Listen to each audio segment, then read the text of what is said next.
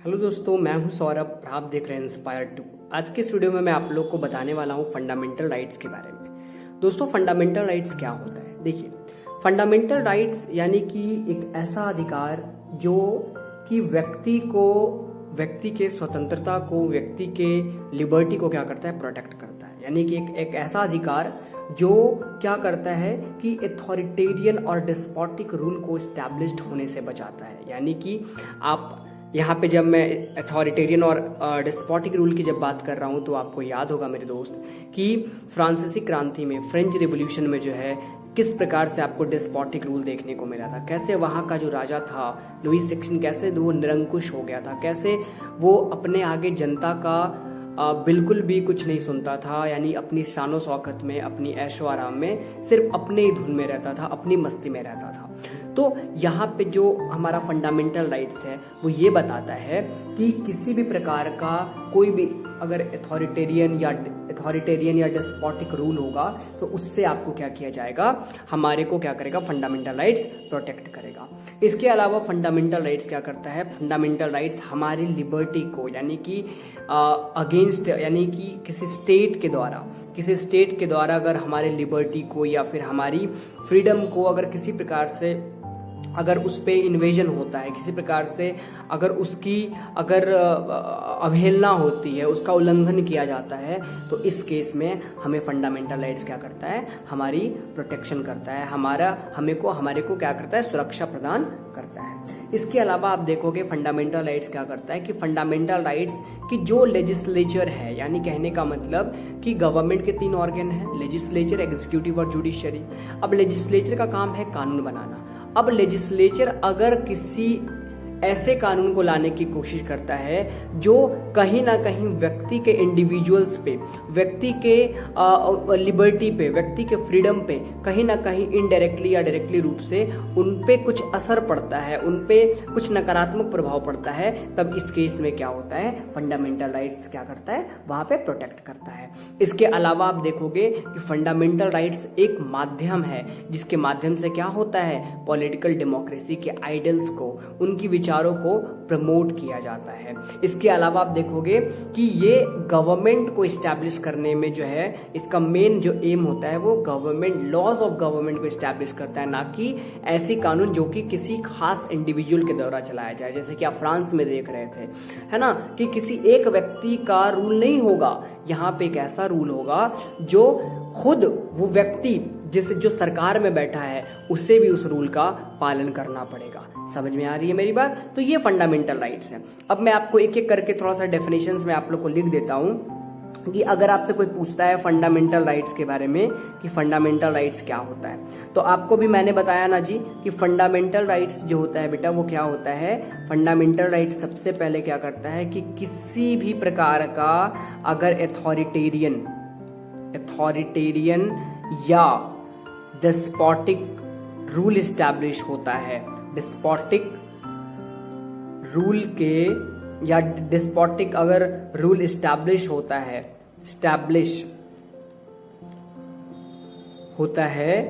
तो हमें क्या करता है? उससे बचाता है। समझ में आ रही है मेरी बात कि ये क्या करता है? ये अथॉरिटेरियन और डिस्पोटिक रूल को इस्टेब्लिश होने से बचाता है कि ऐसा कुछ रूल ना आ जाए, ऐसी कोई डिस्पोटिक, ऐसी कुछ निरंकुश सत्ता ना आ जाए जिसके वजह से व्यक्ति के लिबर्टी या उनके फ्रीडम पे किसी प्रकार का कोई हानि पहुंचे। इसके अलावा क्या करता है कि ये क्या करता है? It protects the liberties and freedom of the individual. ये व्यक्ति के लिबर्टी और फ्रीडम को क्या करता है? प्रोटेक्ट करता है। इसके अलावा आप देखोगे तो ये एक क्या है?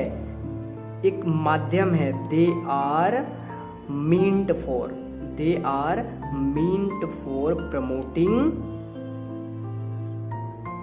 The ideal of political democracy, है ना। यानी कि पॉलिटिकल डेमोक्रेसी को इस्टेब्लिश करने में क्या करता है? ये अपना एक बहुत बड़ा रोल प्ले करता है। समझ में आ रही है मेरी बात? यानी कि एक ऐसा डेमोक्रेसी जहाँ पे हर व्यक्ति को जो है, हर व्यक्ति को उसमें अपना भागीदारी देने का अधिकार हो, उसके पास ऐसा अधिकार हो कि ताकि वो भी क्या कर सके, वो भी पार्टिसिपेट कर सके। यानी कि ये रिप्रेजेंटेटिव डेमोक्रेसी को बेसिकली क्या करता है, बढ़ावा देता है फंडामेंटल राइट्स। इसके अलावा अगर आप देखोगे तो ये क्या करता है, इंडिविजुअल्स के इक्वालिटी को अपहोल्ड करता है, व्यक्ति के डिग्निटी को अपहोल्ड करता है। इसके अलावा आप देखोगे कि राष्ट्र के यूनिटी को ये जो है अपहोल्ड करता है।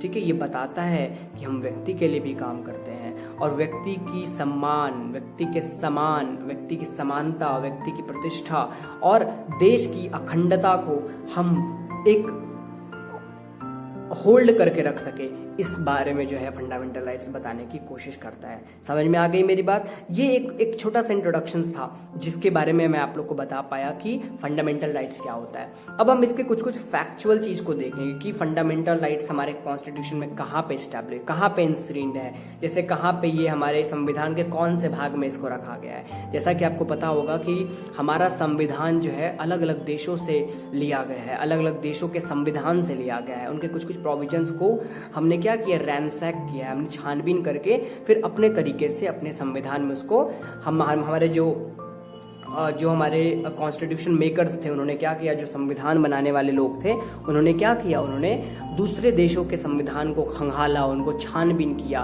उनसे कुछ प्रोविजंस लिया और उसको फिर अपने तरीके से उसको बिल्कुल रीस्ट्रक्चर करके फिर हमारे संविधान में डालने की कोशिश किया गया।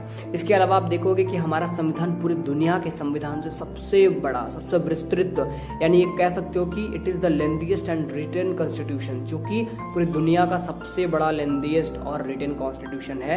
यानी कि ये एक एलिफेंटाइन साइज का जो है हमारा कॉन्स्टिट्यूशन है, जिसके माध्यम से हम जान पाते हैं और समझ पाते हैं, क्योंकि इसमें अलग अलग प्रोविजंस हैं। इसमें तकरीबन 450 से ज़्यादा आर्टिकल्स दिए हुए हैं, अनुच्छेद दिए हुए हैं। इसके अलावा आप देखोगे हमारा संविधान 25 भागों में बटा हुआ है, 12 शेड्यूल हैं इसमें।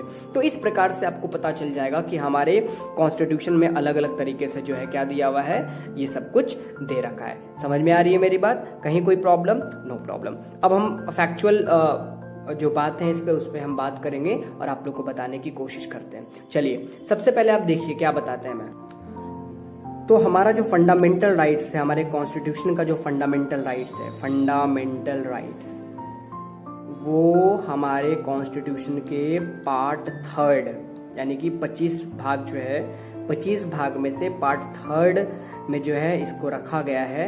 और आर्टिकल 12 से लेकर, यानी कि ऐसे समझो आर्टिकल 12 से लेकर 35 तक जो है क्या करता है, फंडामेंटल राइट्स के बारे में डील करता है। समझ में आ रही है मेरी बात? इसके अलावा आप देखोगे कि फंडामेंटल राइट्स का जो इंस्पिरेशन है वो कहाँ से मिला, तो यूएसए के कॉन्स्टिट्यूशन से, यूएसए के कॉन्स्टिट्यूशन से जो है बेटा वो मिला, इसके इंस्पिरेशंस को लिया गया। समझ में आ रही है मेरी बात?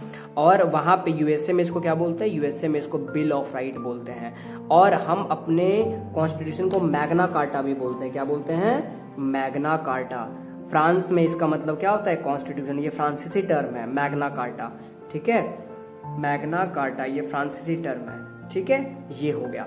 इसके बाद आप देखोगे कि हमारा कॉन्स्टिट्यूशन बहुत ज़्यादा इलेबरेटिव है। इलेबरेटिव मतलब बहुत विस्तृत है, इलेबरेटिव है। फिर जस्टिसिएबल है, जस्टिसिएबल है। जस्टिसिएबल का मतलब क्या होता है कि इस पे हमें, जस्टिसिएबल का मतलब कि हमें कुछ प्रोविजंस को लेके हम क्या कर सकते हैं, कोर्ट में जा सकते हैं, हम न्यायालय पहुंच सकते हैं, जहां से हम अपने न्याय की गुहार कर सकते हैं कि हमें इस अधिकार को लेकर हमारे साथ, हमारे अधिकारों को उल्लंघन किया जा रहा है। तो इस केस में, इसके अलावा जब कभी इमरजेंसी का सिचुएशन आता है तो उस सिचुएशन में हमारे फंडामेंटल राइट्स को क्या कर दिया जाता है, उसको बिल्कुल खारिज कर दिया जाता है, मतलब उसको बिल्कुल हटा दिया जाता है। समझ में आ रही है मेरी बात?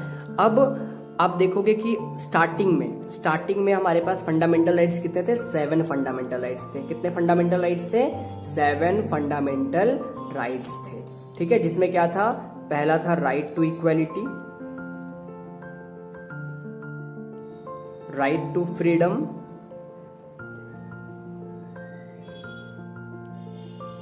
राइट अगेंस्ट एक्सप्लॉयटेशन यानी शोषण के विरुद्ध अधिकार, right to freedom of religion,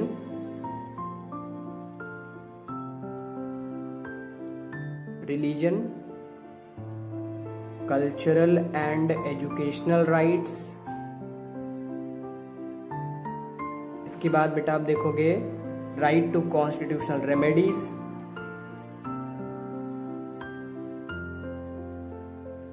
remedies, और एक था राइट टू प्रॉपर्टी। यानी स्टार्टिंग में कितने फंडामेंटल राइट्स थे बेटा? 7 फंडामेंटल राइट्स थे।